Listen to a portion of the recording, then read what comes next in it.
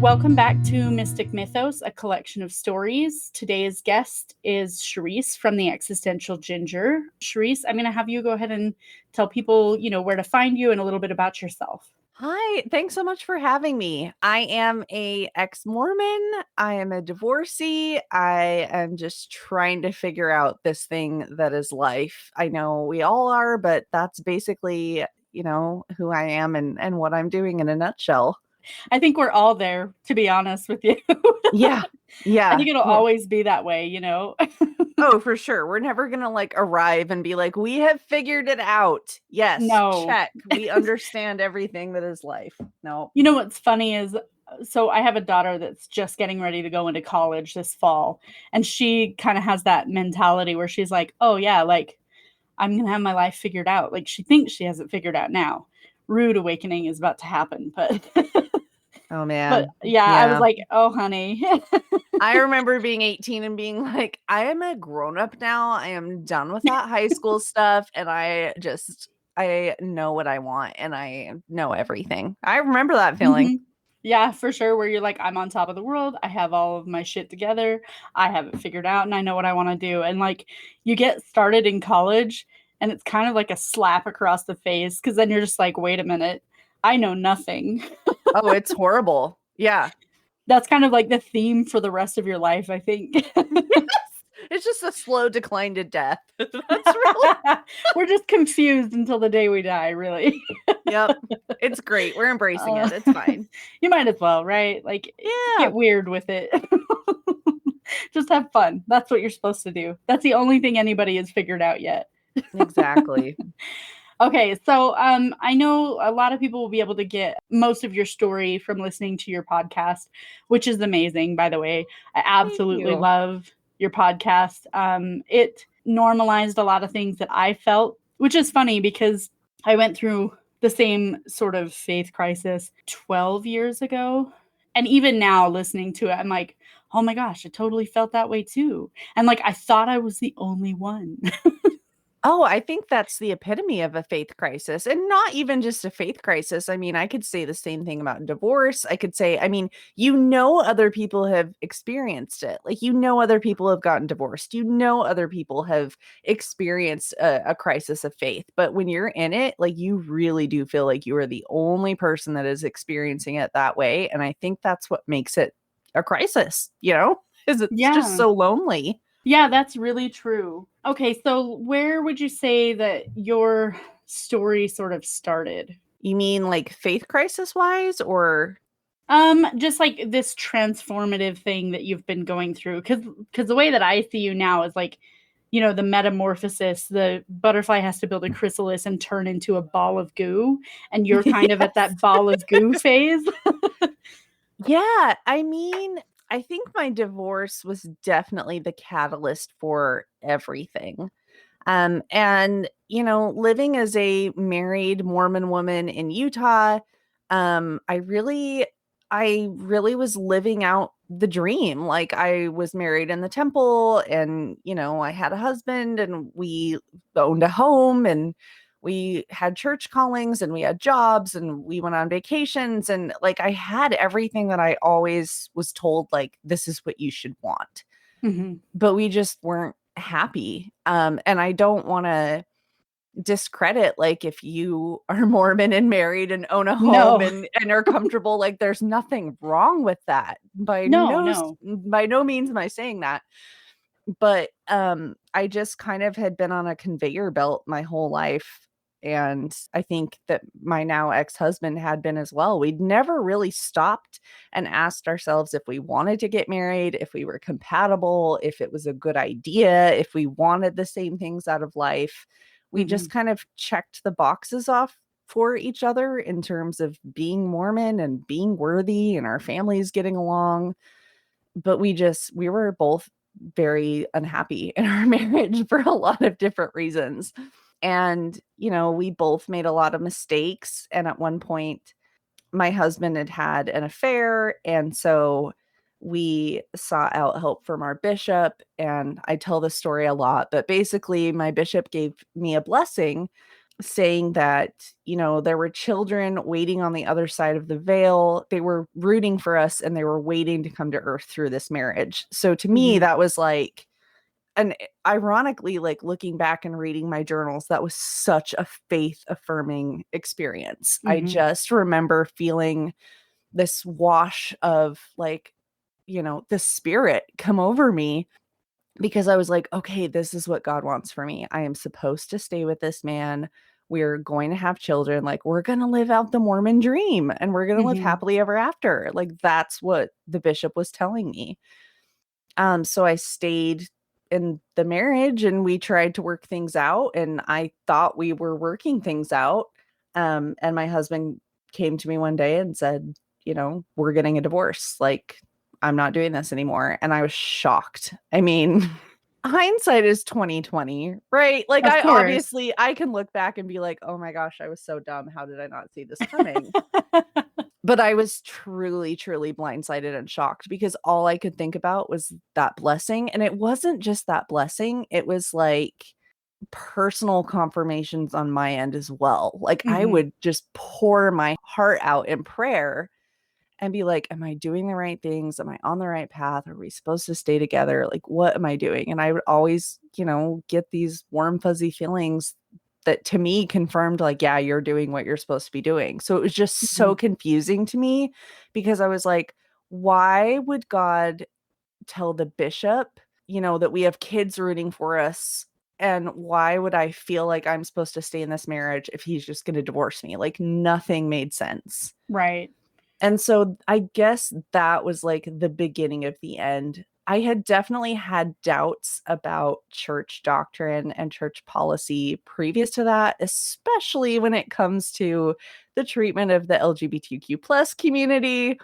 Right. There's a lot of friction there. And that had always bothered me, but it hadn't bothered me to the point to like shake my faith, I guess. Okay. It was that moment that I really was like, what is going on? This doesn't make sense. Yeah, for sure. So I'm going to back up just a little bit because I want to clarify a couple of things, being that like both of us were members of the church and then left. Yeah. Like, I can understand what you're saying, but I want to make sure that our audience also understands. So like this confirmation, or like the feeling of the spirit washing over you, like the faith looks at that as a confirmation from God. So right, when you quote feel the spirit, that usually is like it's like a warmth that washes over your body, and makes you feel at peace and kind of leads you to make these decisions. A lot of people will call that intuition.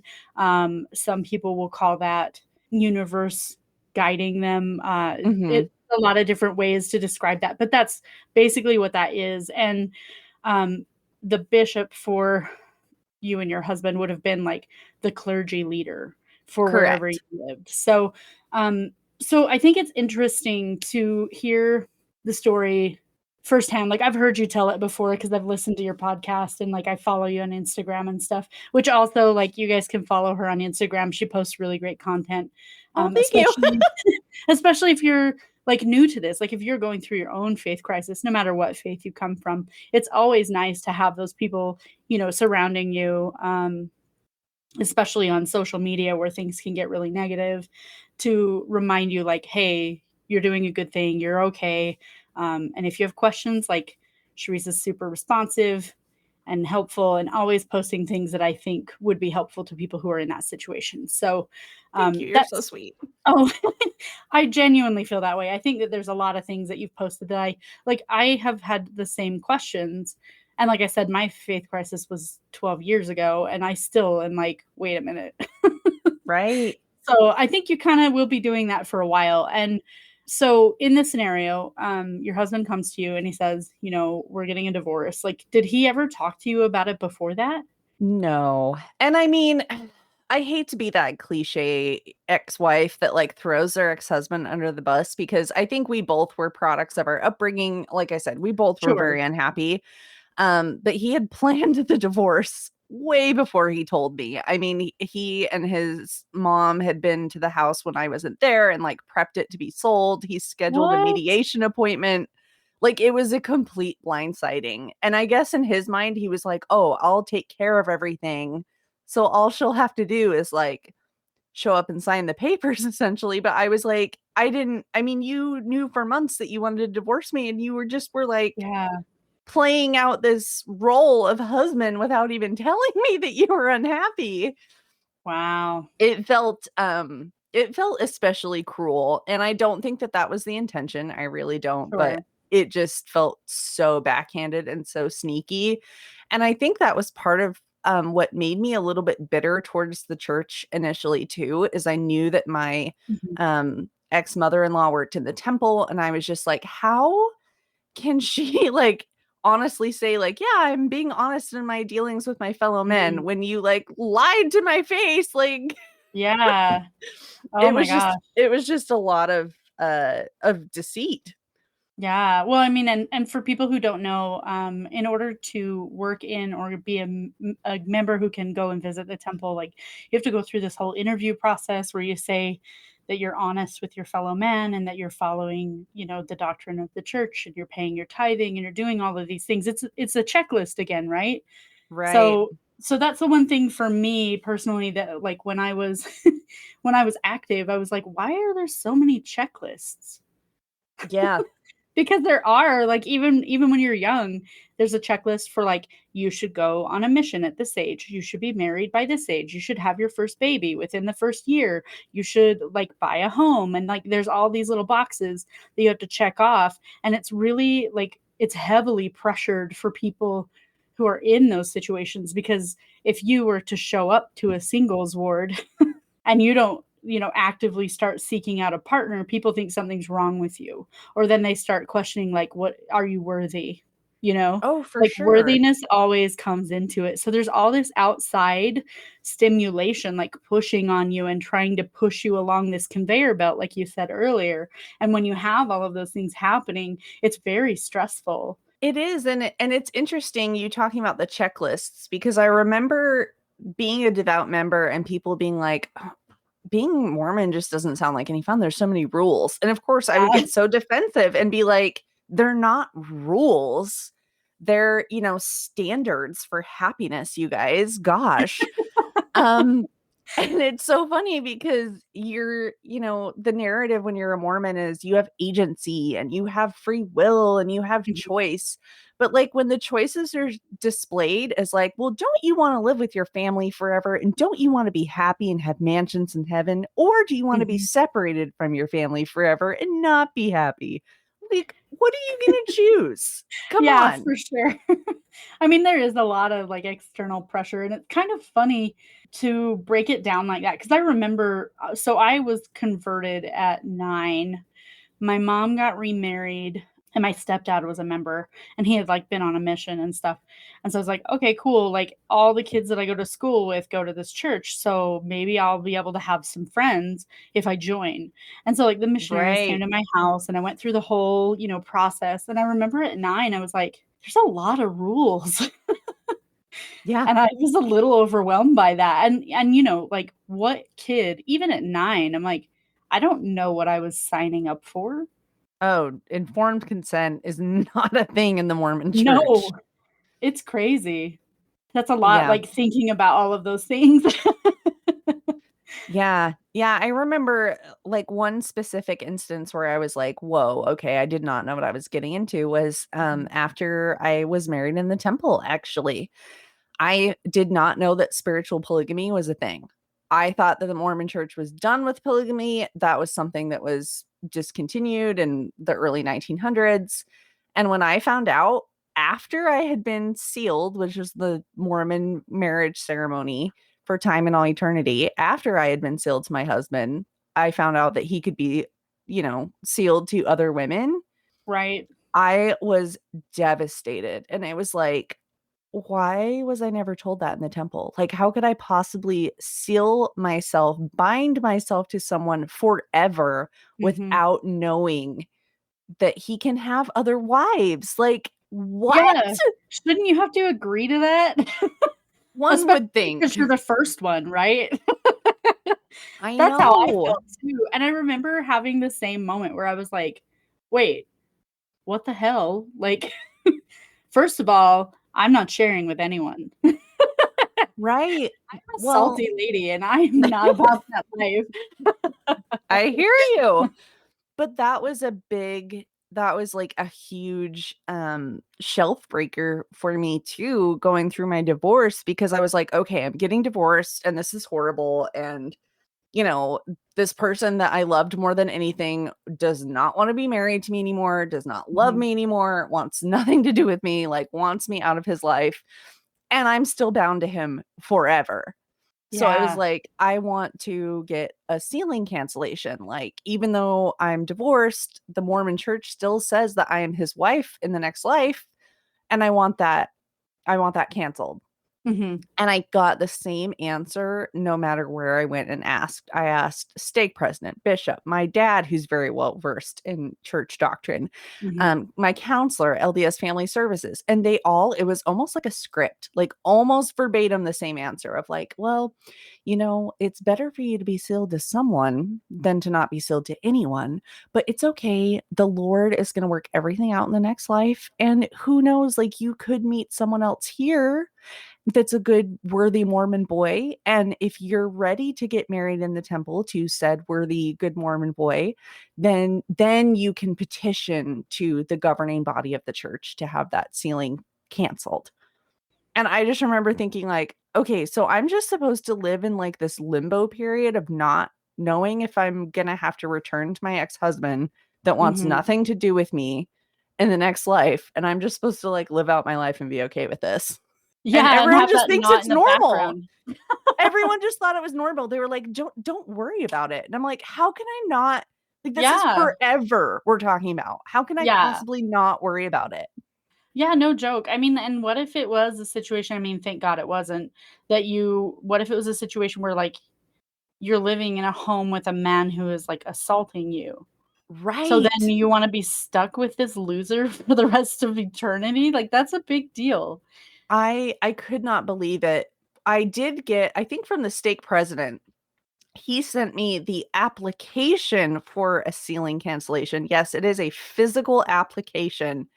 And that was like a faith breaking moment for me too, because I was like, I have to fill out a piece of paper for wild. God to decide if I should not be sealed to this person anymore. Like, what?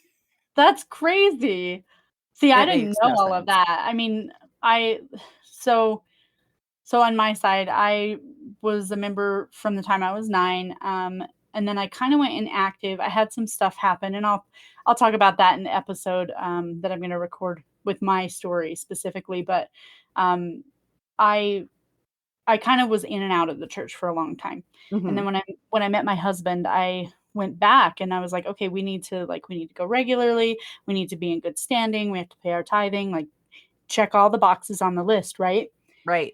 And I remember going through that stuff and I was like, I had no idea what I was signing myself up for. And then when we got into the sealing, I remember there were several moments where I looked up and I looked at him and I was like, what the fuck is this? Yeah. It's a thing. I had that moment so many times. And one of them was like you were saying, like the multiple wives. I was like, the hell he will. Like, I am Right. not doing that. And that was like, for me, that was the breaking moment. Cause after that, like we left and I was like, I'm never going back. Oh, Cause yeah. that was wild. Yep. So, okay. So your husband comes in and he tells you we're getting divorced. So at that point, I think this is where I kind of started following you because you had that post about when you were getting ready to leave Utah. And I saw that and I was like, wait a minute. And I don't even remember how I found you, but I must have needed to find that post because when I found it, I was like, oh my gosh, like this resonates with my soul. Oh. It was very profound. And it must have just been something, that was meant for me. But so at that point, so walk us through the rest of what happens. I mean, essentially I got divorced and this is the Cliff Notes version, obviously, of what happened, but going through my divorce, I absolutely hit rock bottom. And I felt like God was ignoring me. Like I was praying and I just felt like there was nothing. Um, there was no acknowledgement. It wasn't even like a silence. It was just like emptiness. And so that was very frustrating. And, growing up in the Mormon church, all those narratives of like, well, you can't tempt God and he'll answer prayers in his timing and not yours. And he knows best. And like all of those narratives were playing out in my brain while I was becoming increasingly more suicidal. The divorce, the faith crisis, it was all spiraling around me. And I had no idea what my life was going to look like. And it just reached a point where I was like, I would rather not exist than continue to live my life out the way that I'm living it. Like, I couldn't stay alive anymore, was the easiest way I can put it. Essentially, I tried to take my own life. I was hospitalized. I failed, obviously, for which I'm now very grateful. But that was definitely like a turning point where I was just like, okay, I can't live my life this way anymore. And I don't know if there is a God. I don't know what he's doing, but I don't understand if there is a God, why I'm being ignored when I'm in just the depths of hell. Like none of it made any sense to me. So that was kind of the moment that I decided to be done with the church. And I kept going for a few more weeks. I kept my garments on for a few more weeks because I didn't want to make such a monumental decision in that frame of mind. Yeah, for sure. From like a place of pain. Right. But I just kept, and it's funny because I feel like I turned the Mormon logic on itself. I kept thinking of that article of faith number 13. If there's anything virtuous, true, good report, benevolent, whatever, we seek after these things. And I was just like, do any of those things describe my experience with the church? No, they don't.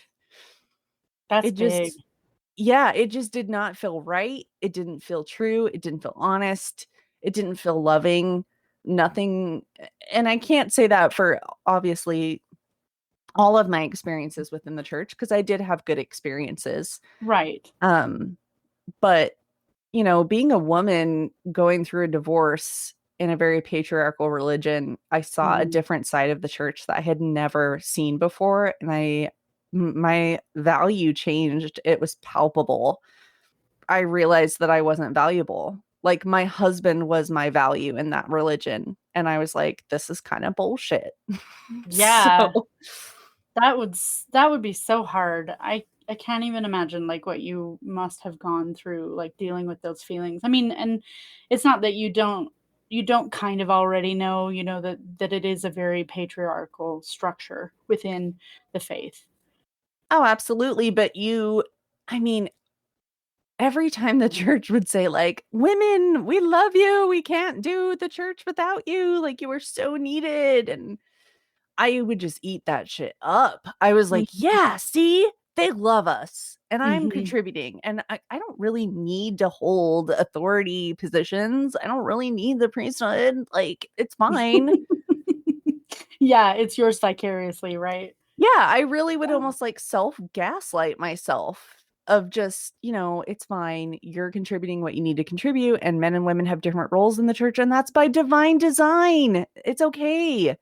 But yeah, definitely going through the divorce, I was like, wow, I really am just a commodity. Like, I really am just here if I'm not married and making babies, there's not a place for me. And the only place for me, if I'm not, married and having babies, is like, oh, well, you can just be that like sweet sister spinster in the ward and and you'll be assigned a husband in the next life that probably already has a million wives. Like that's the fate of single women in the church, and it's so shitty. I was like, no, I'm not doing that. Yeah, no, I would have been like, pass. Hard pass. Let's not just assign somebody to me, please. I am a very particular person, and it takes a certain person to really love me. Right. Who says that you have to be with anyone? Like, why is that like everyone's divine destiny of like, oh, you don't want to end up alone? Like, is that so terrible? Is that the worst thing ever? Well, yeah, that's the thing. Like, and it kind of brings me back to a quote that I once saw from J.K. Rowling, where she said, you know, is fat the worst thing that a person can be in this world when we're surrounded? I'm going to butcher the quote because I don't have it written down, but when we're surrounded by, you know, people who are liars and thieves and like treating people poorly, is fat really the worst thing you can be? And I think that that also applies like to alone. Right. Like, is that the worst? Because that doesn't seem that bad. Yeah, I mean, I think we're wired for connection and we all need companionship, but Sure. companionship means something different to everybody. Yeah. Even like living in Utah outside of the church, as a single woman, late 20s, no kids, I was like a unicorn. It was I was a unicorn on dating apps. Like, it was like, whoa, whoa, whoa, whoa, whoa. You're 28 and you don't have any kids? Mm-hmm. And I was like, no. That's so funny.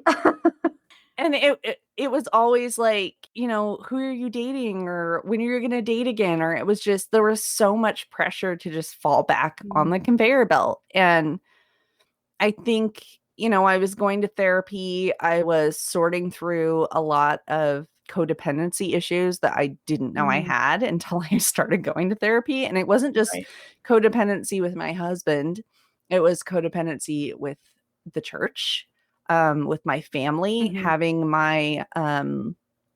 so much of myself enmeshed in the religion and my family that when the opportunity to leave Utah presented itself, I jumped, and it was terrifying, but I was like, there's nothing for me here. Like, I am going to live out the rest of my life just kind of in conflict with this conveyor belt and in conflict with this culture. And I didn't want to be there anymore. It just wasn't healthy. So I left. And when you left, like, you moved across the country. Like, you didn't just move to Colorado. You went way out.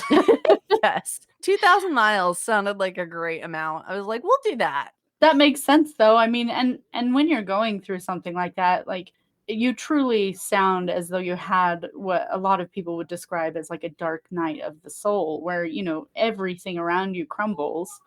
And then you have to, I spoke about this with my friend the other day, and I was like, you know, when everything comes apart and you're left with nothing but rubble, you kind of start looking at the pieces of rubble and reimagining how all of those pieces fit together. Because some of them you're not going to keep, you know, like some of those pieces don't serve you anymore and you have to do something different. Yeah. And I think, I mean, my relationships with my family and some of my friends in Utah were very strained after I left the church, as is, you know, relatively common. Yeah. And I just didn't like being so surrounded by the church culture there. It just felt like a constant reminder. I think it definitely was the best decision for me to leave. I know that that's not a reality for everyone, obviously. And it's not that leaving wasn't hard. It's not that I don't miss Utah and I don't miss my family and friends, but like, I think that the distance was so healthy for so many reasons. Like, those relationships have been repaired. It just gave me an opportunity to really, really figure out who I was without anybody else like influencing my decisions. Like, it was just me. There was nobody else. So it was scary, but it was like so liberating, because I was like, oh, I don't like doing this, or I do like doing that, which I know sounds really stupid to some people, but like, when you're codependent and you're a people pleaser and you don't really have an identity of your own, that's how you have to figure it out. It's just like removing yourself from anybody else that you can enmesh yourself with. Yeah, no, that's so true. I mean, and I think a lot of people go through that kind of a thing, especially like codependency recovery is so hard because you have to basically change every aspect of how you live your life. And then every time you go into a new relationship, you have to go into it with that filter, right? That you have to look at it and you have to go, okay, like what part of this is my quote programming, right, from growing up in a culture where this is the norm, or what part of this is actually me saying, yeah, actually I kind of like this and I want to take this on in my life, you know? Oh, absolutely. And I mean, self-awareness is not even like a thing. I feel like in Mormonism, maybe it Mhm. is. Okay, maybe it is, but it wasn't for me. So Mhm. that whole concept of really like tuning into your own emotions and getting curious about why you're feeling certain things or why you're behaving a certain way was a totally new process for me. And again, like being able to figure that out on my own was just life changing. Yeah, for sure. Well, I mean, and that kind of gives you the opportunity to really flex that muscle, you know, like when you don't get to use it a lot because like you were saying, you're so enmeshed with like this faith and this culture and like all the people who you spend a lot of time with. When you're all by yourself, you don't have anybody else to rely on. And that's such a crucial thing that people take for granted. Yeah. No, I agree. That's crazy. I mean, I would imagine that moving that far away definitely left you as a bit of an island. It did, but I don't know. I can't think of a better way to like rediscover and rebuild yourself. And again, I know that's not the reality for a lot of people. I Mhm, mean, some people just can't do that, but even just the smallest things of like going on a hike by yourself, like no mhm. music, no friends, nothing, just like being alone with your own thoughts. Like you learn a lot about yourself. And I had a lot of time alone with my own thoughts. So I'm sure, I'm sure. So, how many years ago was that, that you moved out there? let's see. It'll be 3 years in October. I moved out Okay, here in 2018. okay. So, you've had quite a bit of time, you know, to kind of re-examine yourself under a different light. And then also, I'm sure, you know, with having a job and especially doing this podcast that you have, you get the opportunity to reconnect with people in a different way. Yeah, I would say that's definitely true. It's interesting because when I left the church, I was going to therapy very regularly and I felt like I had healed, you know. By the time I Right. moved to Pennsylvania, I was like, "Oh, I'm healed. I finished my therapy. Like I'm good." And Mhm. I think a, a portion of my faith transition crisis, you know, whatever you want to call it, was delayed because it was about a year and a half ago that I just started to get really, really angry at the church. And I don't know that I had Mm. been angry before. I'd felt hurt, Mhm. a little bit of bitterness, but this was like extreme anger. Yeah. And so it kind of became an invitation for me to really re-examine like why am I feeling this way? And there were a lot of things that I had kind of skipped over that weren't Mm. actually healed, and I don't think that healed is even a destination. I don't think Yeah. that's not a checkbox. We're never quote healed. Um Right.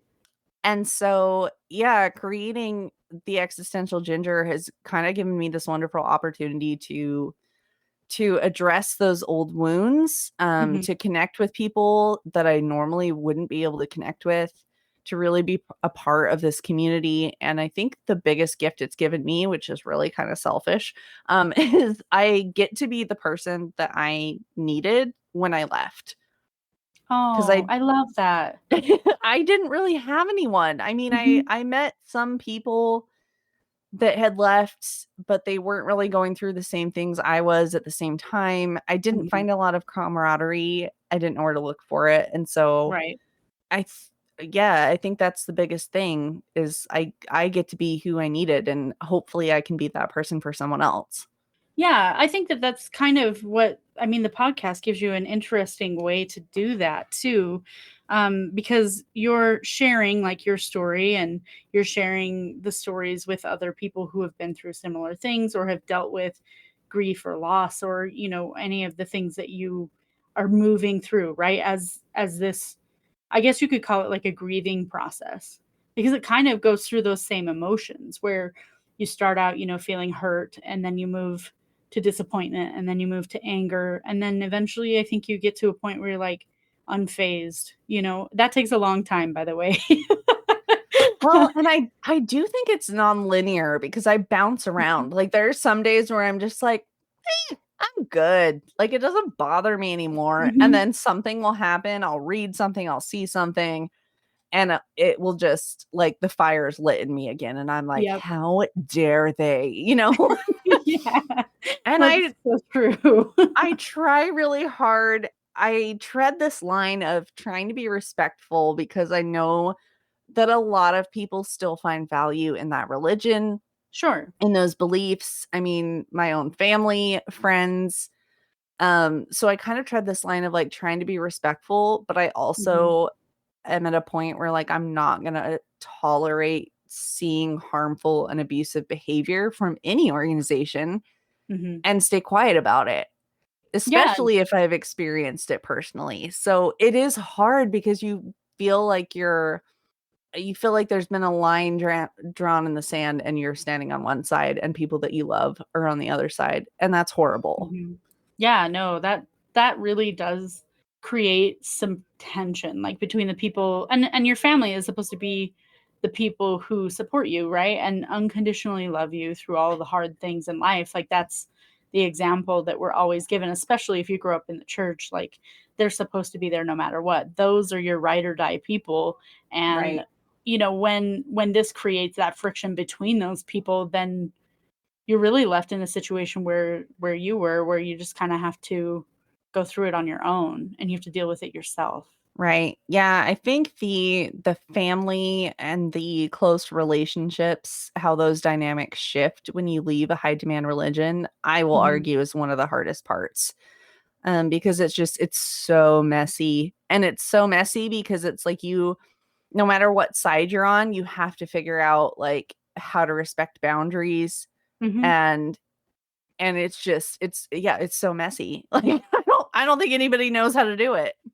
Yeah, no, for sure. And especially, like you said, where you have family that's still a part of it. Like, respecting boundaries is not really something that's taught within that. No, I didn't even know what boundaries were until therapy after after leaving the church. I was like, "Now what are they? Oh What?" gosh. That's a lot. That's a lot to deal with, and trying to unpack that all by yourself.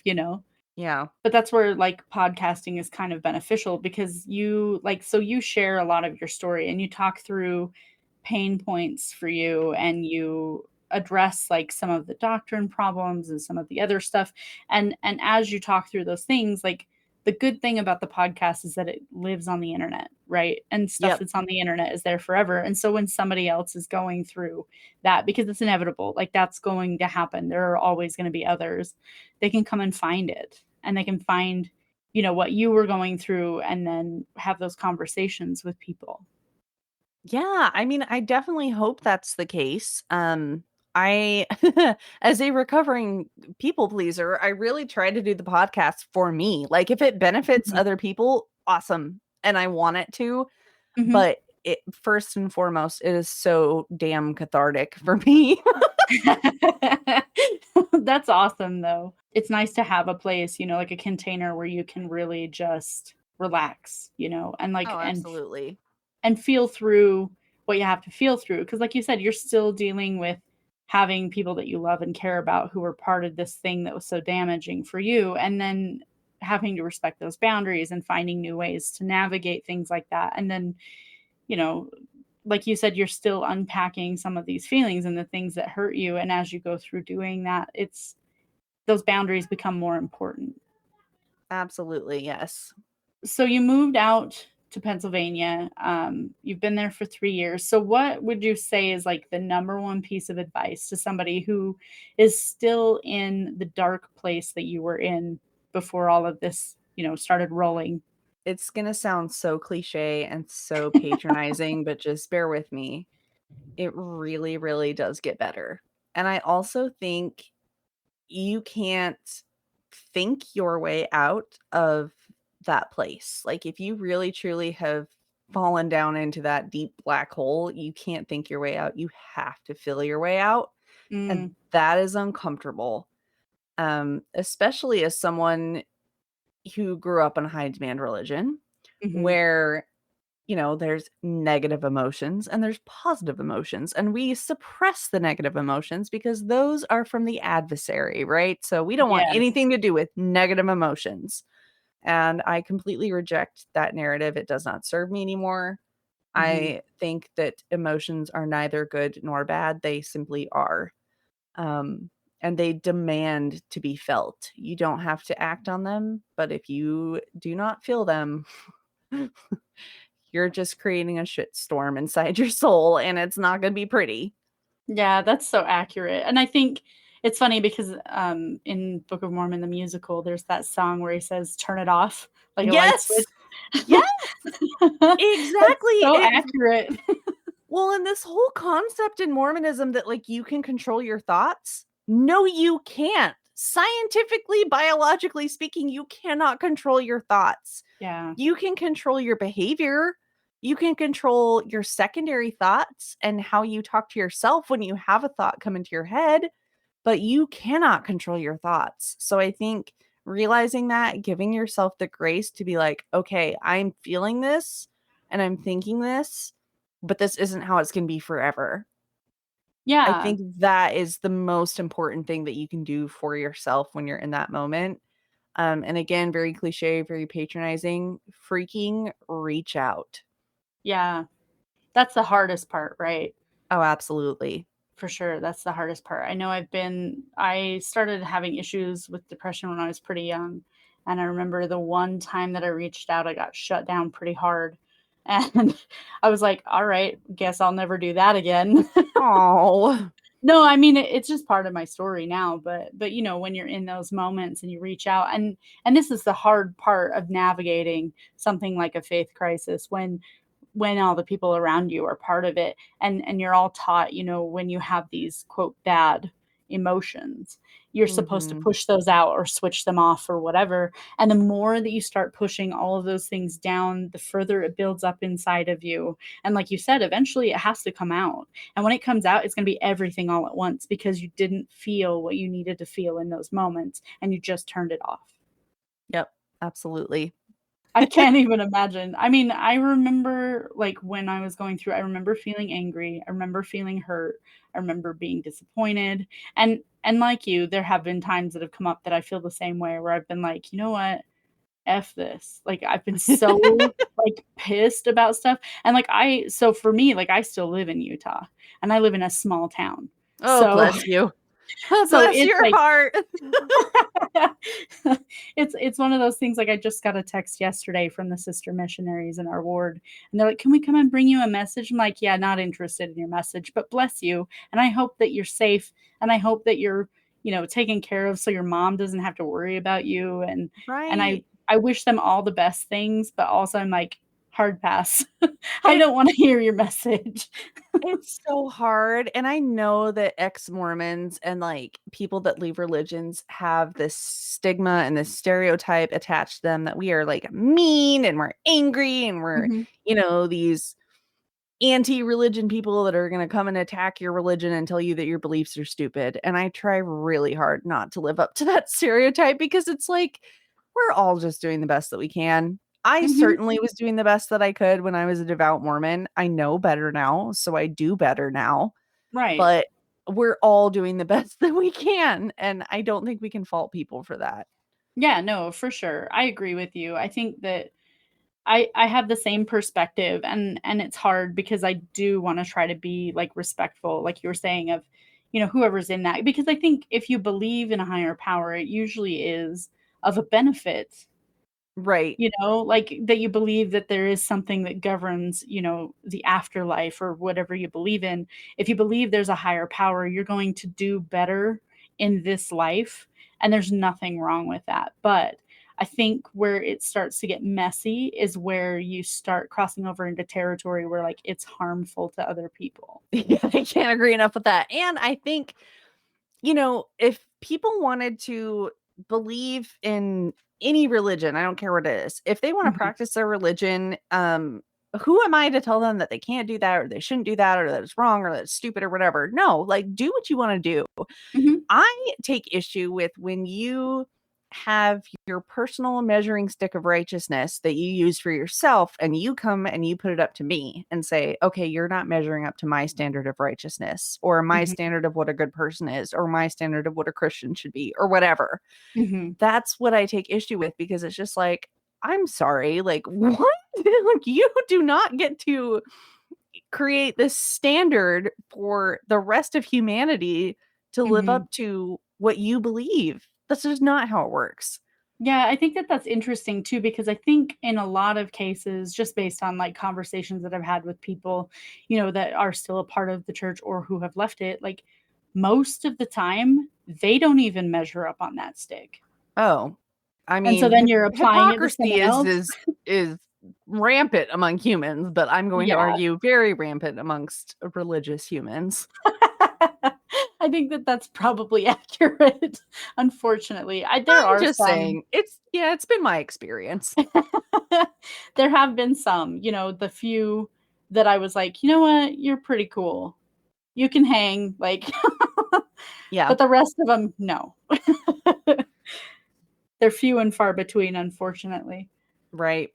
I appreciate you taking time to come and chat with me and tell your story and, talk about all of these things. Is there any resources that you would say were super, super helpful when you were going through the hard part or when you were moving or trying to navigate some of these things on your own? Ooh, I love this question, and my answer is a little unorthodox. I did not turn to any like quote unquote ex-Mormon sources or Mhm, ex-religious sources, really, which I think is where people generally go. mhm. But for me, it was more I really dove into Brené Brown's work on Oh, like, nice. yeah, her work on vulnerability and shame was, I mean, it changed my life. Let's just call it like it is. So love her and therapy. I know it is not as accessible and affordable as it absolutely should be. Mhm. But there are a lot of resources that are free or very budget friendly. I recommend checking out NAMI, NAMI. Mm. Um, Yes. they're a great starting place, but yeah, I guess just realize that you don't have to do it alone. You're not meant to, you don't have to. Like, there is help, there are resources. It's gonna be okay. Yeah, I think you're right. I think just because people are wired for connection, like you said, I think reaching out, even though it feels impossible, especially when you're eyeball deep in it, Right, but that's the biggest thing is reaching out in whatever way that feels safe. And, there's talk therapy, there's EMDR, there's a lot of modalities that are beneficial for things like this, especially processing trauma, which when you get down to it, a lot of times, like that's where you're going to need to go for some of this. right. I also love Brene Brown. She is a she's prophet, I tell you what. she is the best. Her work on vulnerability really changed a lot of things for me as well. I spent the last 6 months going through trauma therapy. And during that time, I came across her TED Talk. Like, how I didn't find that in the last 10 Yeah. years, I was like, "What is this gem that's just been hiding under my nose all this time?" But I read that and, I read her Rising Strong book, at Yes. the recommendation of my therapist. She was like, "You need to do a shitty first draft." I was like, "What is that?" So I had to dig into it, and that's how I found her TED Talk, and then I watched it, and then I went down a rabbit hole of Brené Brown stuff, Oh, absolutely. which was so Absolutely. good, like, so worth it. It was amazing, but, there's something about doing that shitty first draft. I don't know if you've ever done one. I mean, I feel like the first 28 years of my life was the shitty first draft. So, yeah, completely understand. Oh my gosh, that's so funny. That's not funny like I'm laughing at you, but that is Oh probably no, how I a lot it's of funny. people It's feel. fine. Yeah. Oh my gosh. So I had to write one down, and I have, like, a journal that I've set aside specifically for therapy. I'm a Capricorn, everything I do is organized, and Love it. it's all very meticulous and detail oriented, which is unnecessary, but nobody appreciates it but me. Love it. But writing some of those things down really, like, even when you're at a really deep low, like, writing stuff down is a big deal because you can come back and revisit those feelings later. And it's Mhm. huge when you're going through something heavy to be able to write it down and then come back, an hour later and look at it and be like, okay, I can see what parts of this are not true. And you can eliminate those by saying, this is not true, or this is definitely not how the world sees me. Or you can ask people around you. You can reach out and be like, hey, I have a narrative in my head. This is how I'm feeling. This is what I think is going on. And then you can ask for feedback. And a lot of times you're going to find that the feedback is not as heavy as what you're telling yourself. Right. No, I think that's absolutely true. That's why I think those shitty first drafts are so critical. It's like to go through and analyze, right? And then Right. change the narrative that you're having with yourself. Because a lot of times the narrative that you're having with yourself is based on like failure or, trauma or painful things or unresolved things. It's never based from a place of love. Mhm. And when Yeah. you reach out to those around you, a lot of times it is coming from a place of love. So Yeah, I would agree. if you want to learn more about what Cherisse is doing, you can check out the Existential Ginger podcast. I'm going to put a link to her link tree in the show notes, and you guys can find her there. You can Google the Existential Ginger and find just about everything she's doing because Yeah. it's all tagged the same way. But I'll put her link tree in the notes, and then you guys can go and check her out. I would definitely recommend listening to the podcast if you're going through anything that we've talked about today. I think that it's a good resource because you do talk and have conversations with people who are much further in this process than even I am. And that's hugely beneficial to people who are just starting this kind of journey. So, Thank you. That's so yeah. nice. Oh, you're so welcome. I appreciate you taking time to come and sit and talk with me and, tell your story. I know you tell it all the time, but Hey, it's okay. If it resonates with people, then I'm happy to do it. And you'd think I would be better at telling it by now, but I don't know. I've been telling my story for a long time, and my story it's different than yours, but it's the same in some ways where I'm like, whoa, wait a minute. And there's a lot of things like in listening to your podcast that I was like I said in the beginning, I felt like I was the only one. And then, to know that somebody else is going through those things and is feeling what I was feeling or am feeling now, it's huge to have it confirmed that you're not alone. And then also to have that validation that comes from somebody else experiencing what you're experiencing. Oh, yeah. The validation is huge. And that's what I think. I mean, for all of the absolute garbage that is on social media and that social media perpetuates, like, I Yeah. will say that that is one thing that I really enjoy is just finding people that experience the same things that I do. Or, every time I get a message that's like, thank you so much. I had been feeling this way. I didn't know how to articulate it, whatever. Like it makes me feel so good because it's like, hey, we might all be figuring this out on our own, but we are Mhm. all figuring it out on our own together. Yeah, together separately. Yes. Yes, exactly. Well, thank you again. I mean, I don't wanna take up too much more of your time. I appreciate you setting aside an hour for me to come and talk about stuff you talk about all the time, but it's awesome, and I have to tell you, like, I was so nervous coming into this What? because I was like, "I've never talked to you before." Like, we've talked on Instagram and stuff, Right. but I love your content. It's been really helpful because, like I said, I've just come out of doing some pretty intense trauma therapy, and to see, like, that I'm not alone and I found a lot of pages lately that have been sharing the same message, content-wise, and it's been so helpful because it's definitely helping me move past some stuff that I've held on to for a long time, and that's good. So thank you for what you do. I think that there's gotta be more people. There can't be just me that's like, "Oh my gosh, this is so perfect. Oh my gosh, like, this thing explains this thing that I've felt for so long," and Oh, all you're of so that. sweet. So, yeah, I appreciate it. I Yeah, wish you no the worries. best. Thank you so much.